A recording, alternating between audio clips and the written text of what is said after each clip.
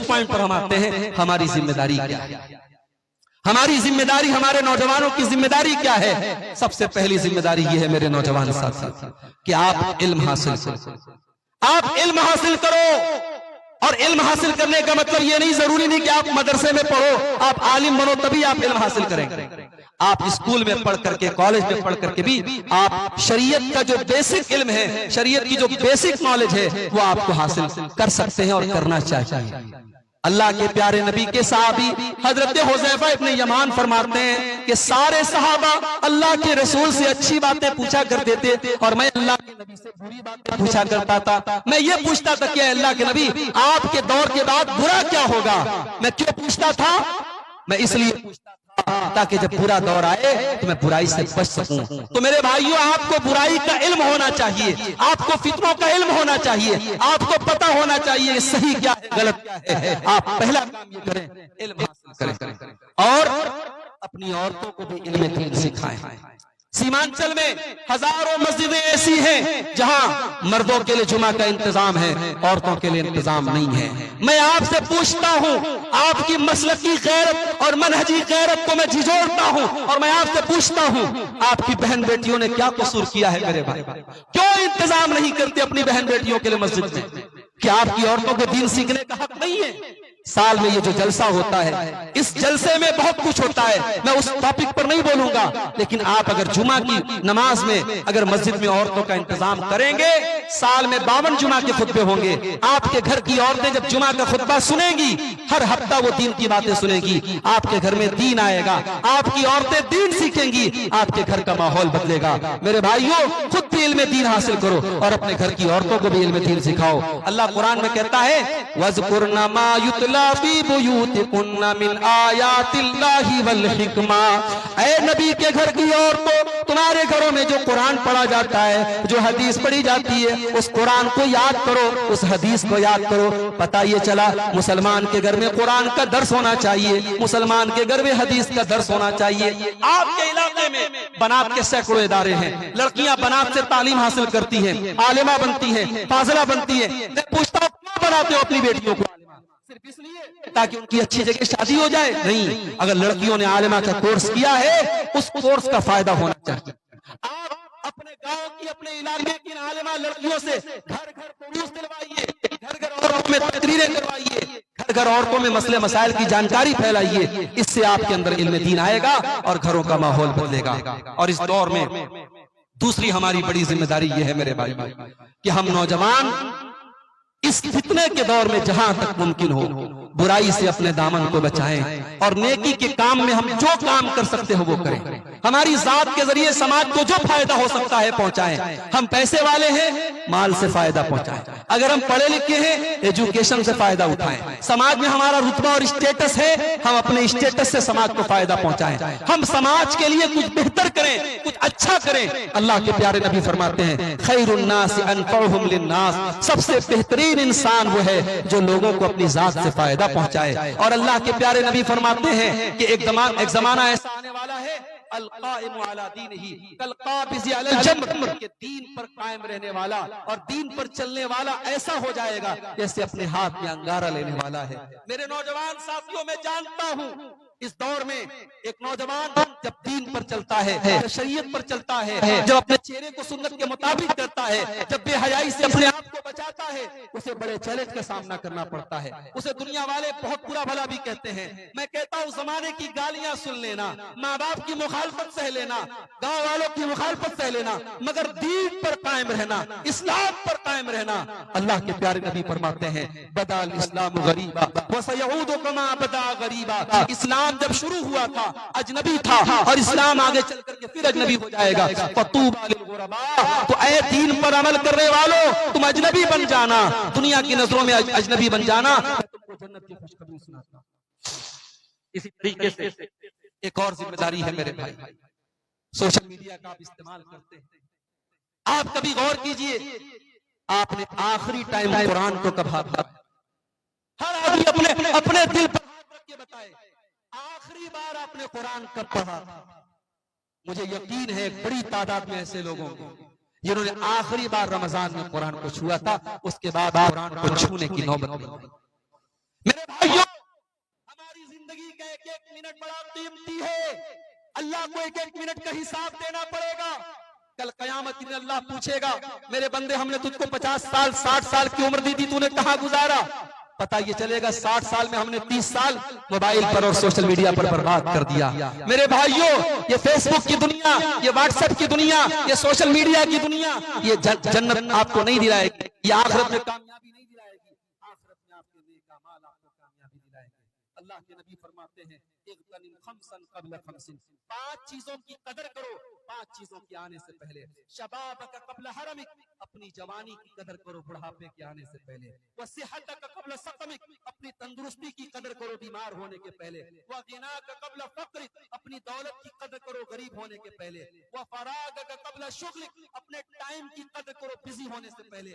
وحیاتک قبل موتک، اور اپنی زندگی کی قدر کرو موت کے آنے سے پہلے. میرے بھائیوں جنازے اٹھتے ہیں، ضروری نہیں 70 سال والوں کے ہی جنازے اٹھتے، 60 سال والوں کے جنازے اٹھتے.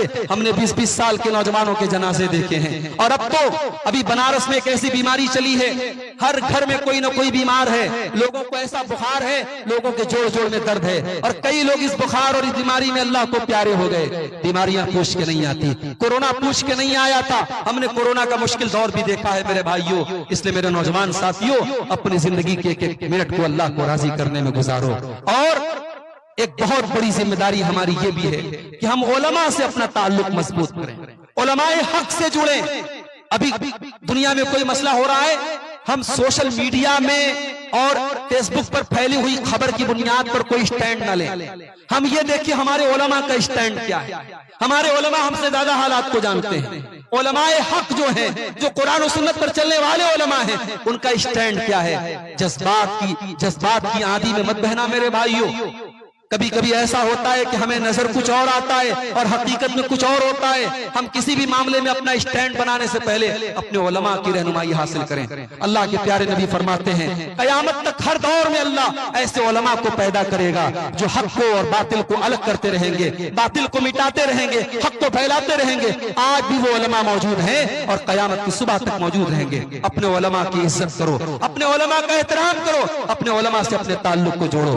اور میرے بھائیوں آخری چیز یہ کہنا ہے کہ یہ جو دور ہے نا، یہ فتنوں کا دور ہے، یہ قیامت کے پہلے کا دور ہے. اور اس دور میں اللہ کے نبی نے اپنے اور اپنے بال بچوں کی فکر کرنے کا حکم دیا ہے. اللہ کے پیارے نبی فرماتے ہیں، ابو داؤد کی حدیث ہے، آپ نے فرمایا کیف بکم وبزمان یغربل الناس فیہ غربلۃ. اے میرے صحابہ وہ دور بھی کیا دور ہوگا جب لوگوں کو، اچھے لوگوں کو دنیا سے چھانٹ دیا جائے گا، اچھے لوگ دنیا سے نکل جائیں گے. فتبقى فیہ حثالۃ من الناس، اور دنیا میں کوڑا کرکٹ جیسے لوگ بچیں گے، ہمارے اور آپ کے جیسے لوگ بچیں گے. بھائی ہم اور آپ اگر اپنے سے پہلے کے لوگوں کو ہم دیکھیں تو ہم اور آپ تو کوڑا کرکٹ ہے. نہ ہماری نماز میں خشوع اور خضوع ہے، نہ ہمارے عمل میں تقویٰ ہے، نہ ہمارے چہرے پر دینداری ہے، نہ ہماری صورت میں دینداری ہے، نہ ہماری سیرت میں دینداری ہے. اللہ کے نبی فرماتے ہیں کوڑا کرکٹ اور بیکار قسم کے لوگ بچیں گے. صحابہ نے پوچھا اے اللہ کے نبی جب وہ دور آ جائے گا تو ہم کیا کریں گے؟ اب ذرا غور کرنا، اپنے نبی کی حدیث کو سن لو اور اس کو گرے بات لو اور اس کو مضبوطی سے پکڑ لو میرے بھائیوں. اللہ کے نبی فرماتے جب وہ دور آ جائے تأخذون ما تعرفون، جو چیزیں دین کے اندر اچھی ہیں جن کو تم جانتے ہو ان کو اپنا لینا اور پکڑ لینا. وَتَذَرُونَ مَا تُنْكِرُونَ، اور جو چیزیں شریعت کی نظر میں بری ہیں، خراب ہیں، ان کو چھوڑ دینا. وَتُقْبِلُونَ عَلَىٰ أَمْرِ خَاصَّتِكُمْ، اور اپنے پریوار، اپنے بال بچوں کی فکر کرنا. وَتَذَرُونَ أَمْرَ عَامَّتِكُمْ، اور عام لوگوں کے چکر میں مت پڑنا.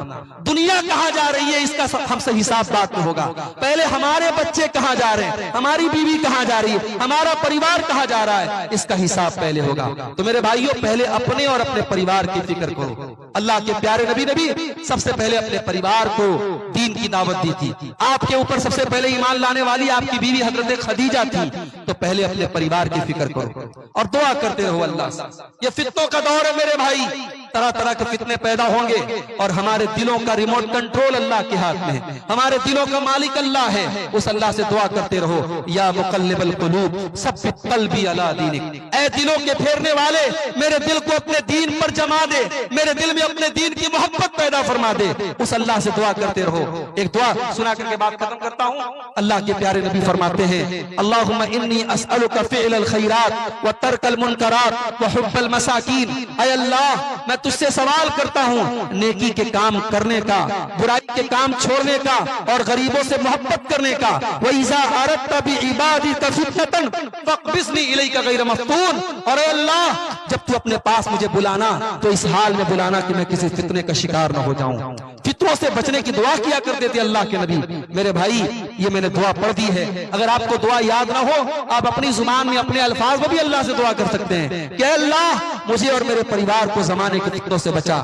یہ فتنوں کا دور ہے میرے بھائیوں، اور فتنوں کے اس دور میں اللہ کے پیارے نبی نے اپنی امت کو یہ نصیحت کی ہے، بادروا بالاعمال فتنا، فتنوں کے دور میں جب دین پر عمل کرنا مشکل ہو جائے گا تو تم نیکی کے کام کرنے میں جلدی کرنا، دیر مت کرنا۔ کیوں؟ اس لیے کہ اتنا خطرناک دور آ جائے گا، صبح کو انسان مومن ہوگا اور شام ہوتے ہوتے کافر ہو جائے گا، شام کو مومن ہوگا اور صبح ہوتے ہوتے کافر ہو جائے گا۔